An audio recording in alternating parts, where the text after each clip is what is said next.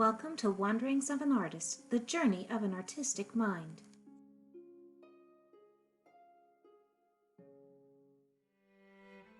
In this video, I'm going to be working on an idea I've had for the last couple of months. With everybody having to wear masks, I thought maybe I'd make a little mask art. Now, of the three different designs that I came up with, I really liked this owl one the best out of the three. So this is the one I'm going to be using today for this project, but I will be using the other two in later projects. I'm using this light box to trace the design onto the fabric. A little side note here, whenever you're tracing the design onto fabric, you need to anchor the fabric down either with pins or with tape so that the fabric won't keep shifting around while you're tracing. And another thing I found that helps is before you start tracing the actual design is to trace the outline boundary area of the design, so that way whenever you're tracing and it does shift, you'll be able to move it back into place without losing where you're at.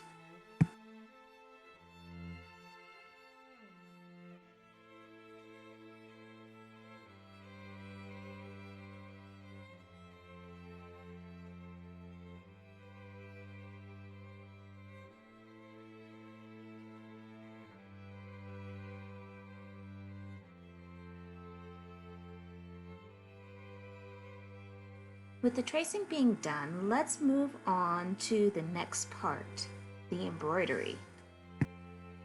With the embroidery, where I'm going to start is I'm going to start in the center and work my way out. So I'm starting around the irises first. The color I'm going to be starting with is a light creamy gold for right around the pupil. Then it's going to transition into a light kind of sandy gold to a dark red amber to a dark antique gold on the outside edge of the iris.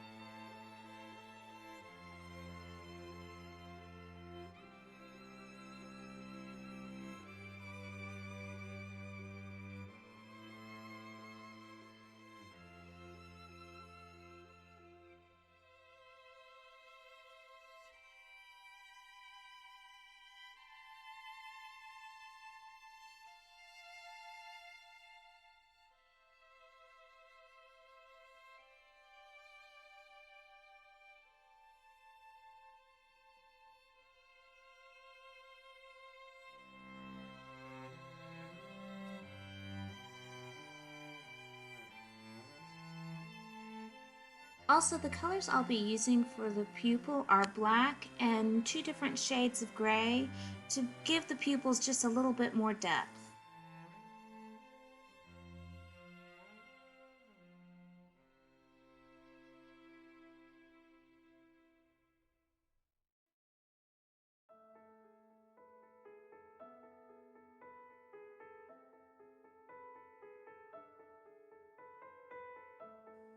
Now with the eyes done, I'm going to start work on the feathers above the eyes.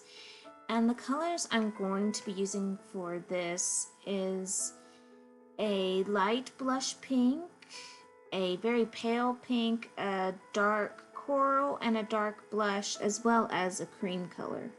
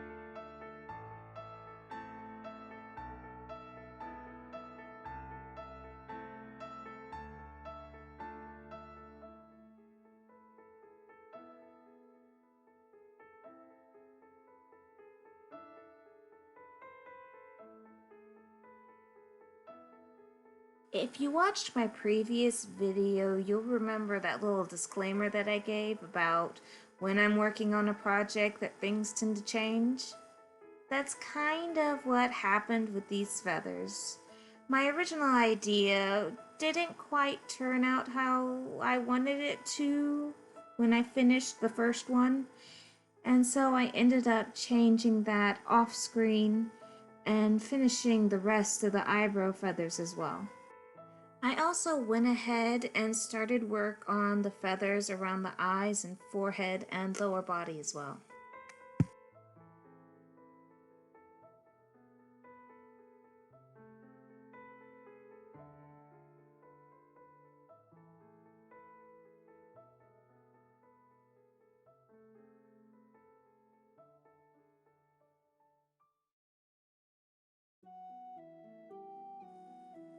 Here I'm going to show how I did the rest of the feathers. Now with the feathers on the forehead, instead of using one color for each feather, I decided to use a mix of colors to give it a little more depth and variety.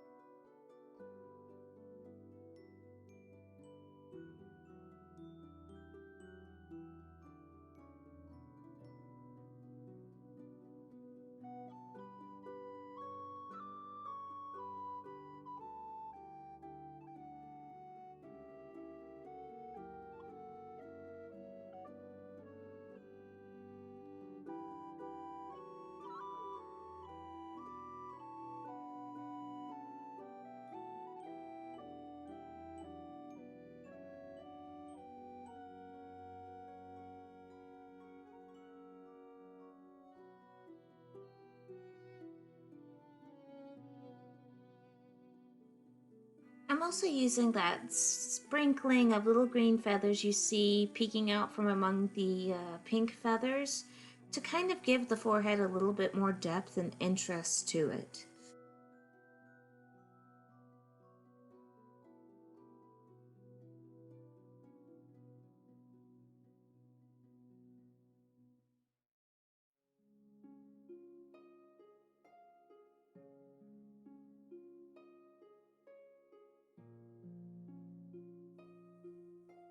With the feathers here on the lower body, what I'm doing is when I'm finishing up a feather up at the top part, one of the bigger feathers, I'm using the little bit of thread that I have left on my needle just to kind of fill in the little feathers that are that you barely see right down there on the lower body.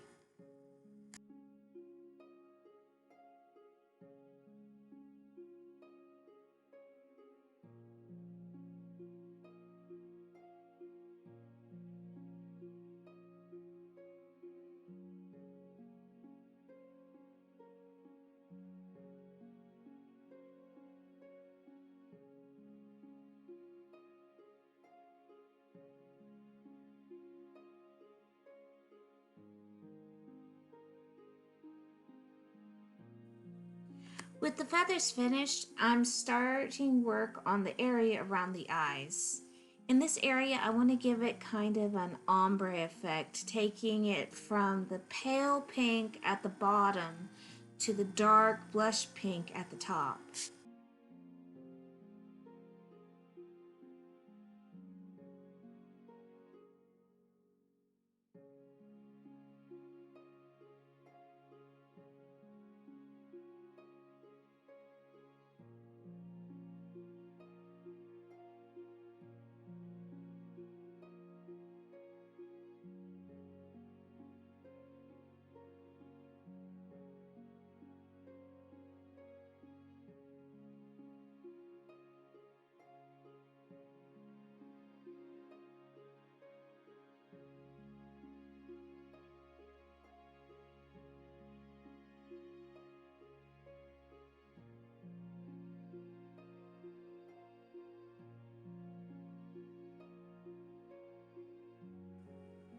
With that done, I'm now working on doing the outline around everything.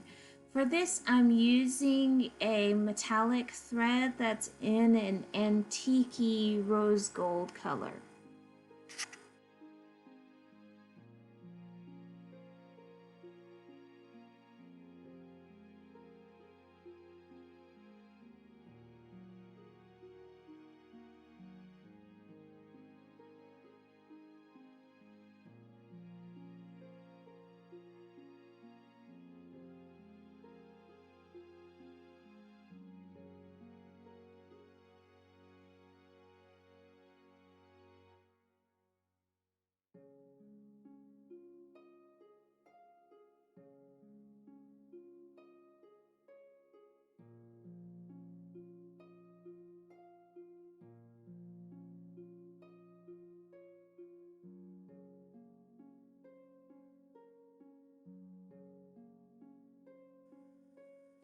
With the embroidery finished, I can start working on putting the mask together.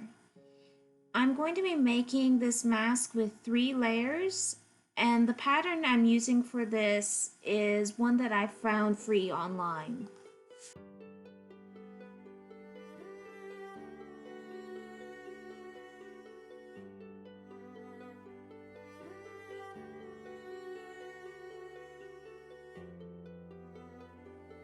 Here I'm sewing together the top and middle layers along the center seam, and then I'm going to clip that seam along the curve so that when I iron it, it will lay flat.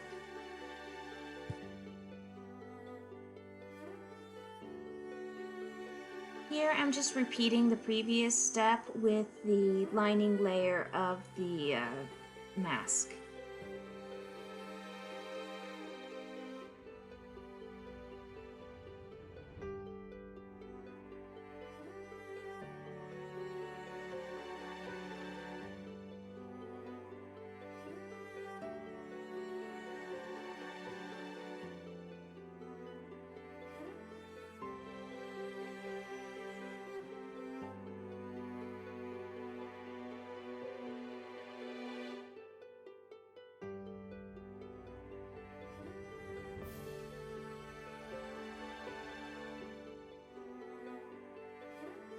Now I'm placing the 2 pieces together with the right sides facing and sewing along the top and bottom edge. And then I'm going to clip along that top curved edge so that when I turn it inside out, that top seam will lay flat after pressing.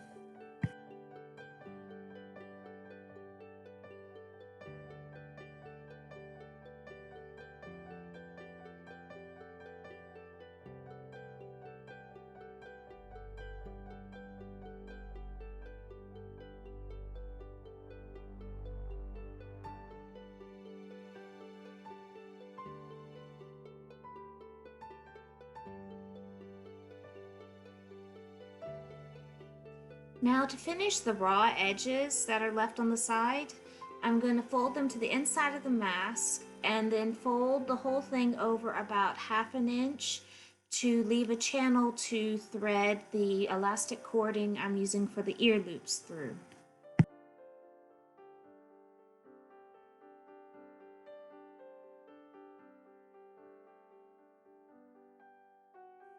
Now to thread the elastic cord through the channel, what I'm doing is I'm cutting the length I need, tying a loop on the end, and then I'm going to pull it through the channel with a crochet hook and then tie the 2 loose ends together and move the cord around so that the 2 tied ends are inside of the channel.